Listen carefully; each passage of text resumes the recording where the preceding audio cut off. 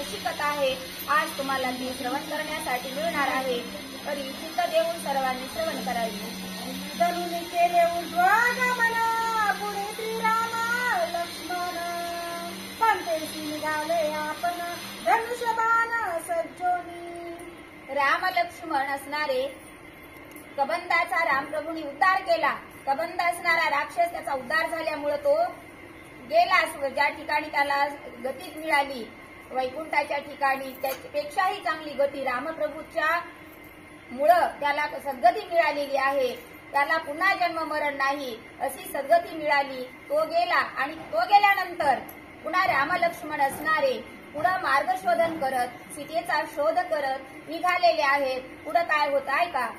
पंपया पश्चिमे तीरी उपविष्टोच राघव दर्दशोत पुस्तकशभयारण्य माश्रम.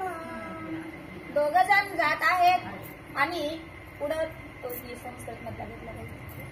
पंपा सरोवर असणारं पुढं क्षेत्र आहे आणि त्या मार्गाने निघालेले असताना कोणत्या सरोवराच्या ठिकाणी कुठं जातात आहे का?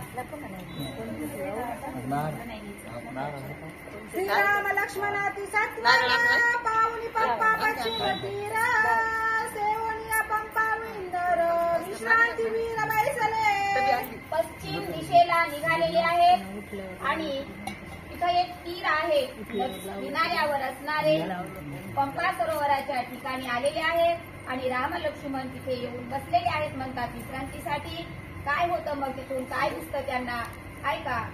तेथे शबरीचा आश्रम ते कोणी अति मनोरम स्वयं आले सौमित्र राम आल्हाद परम शबरीसी.